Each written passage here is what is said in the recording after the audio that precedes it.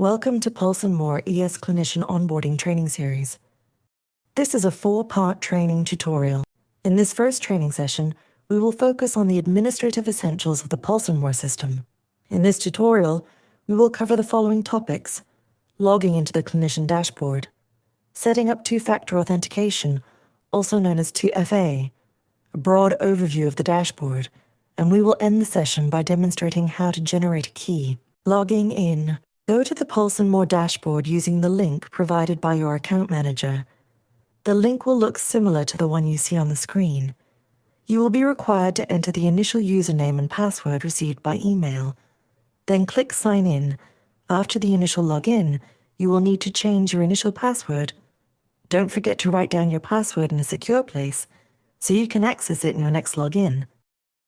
You will then see the QR code that needs to be scanned with your 2FA app. When accessing the Pulsenmore Clinician dashboard, it is required to use a two-factor authentication. We will now assist you in setting this up. Let's start by downloading and then opening the Microsoft Authenticator mobile app. Then click the plus icon. Select Work or School Account.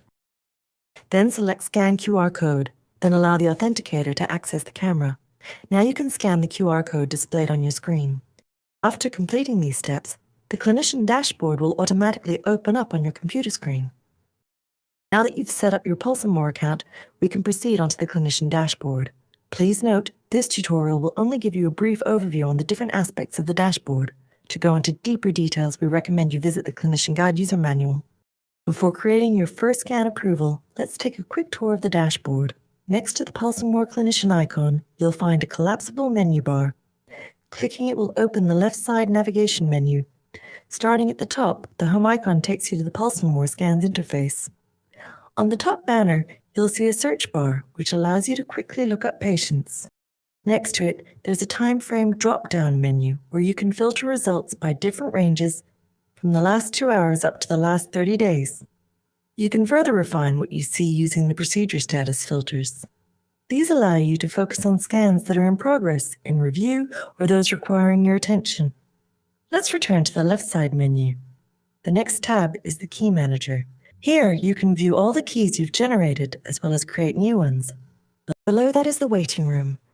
This section shows patients who are waiting for a synchronous clinician-guided session. Finally, on the top menu bar, you can customize your preferences, such as language and settings, and access the logout option. Now that you are familiar with the dashboard layout, let's review how to generate a key. Generating a key is the equivalent of creating an ultrasound consultation access code. To generate a key, click on the Key Manager and then click New. Here you'll be able to choose the appropriate scan properties. You will now be required to fill in all the fields in the form. Please note, the Scan Mode field allows you to choose between the app-guided mode and the clinician-guided mode. While the Case ID field refers to the last menstrual period date, please use the date format shown in the example on the screen. Alternatively, you can opt to use the calendar shortcut on the right. You will also be able to select how many scan approvals you are permitting the patient to perform on this key. Once all scan properties are properly filled in, click Create at the bottom of the window. A new scan approval will be generated on your dashboard. You will now need to share access to this approval with your patient. You can do this by sharing either a link or a QR code. To share a link, click the drop-down arrow on the far right side. A new window will open. Then click the Copy Patient Link icon. The link will automatically be copied, making it easy to share using your preferred method. Alternatively, you can share access using the automatically generated QR code.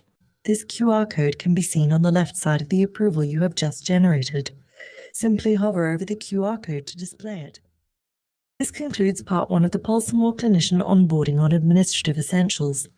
Stay tuned for part 2, where we will cover all patient side setup aspects.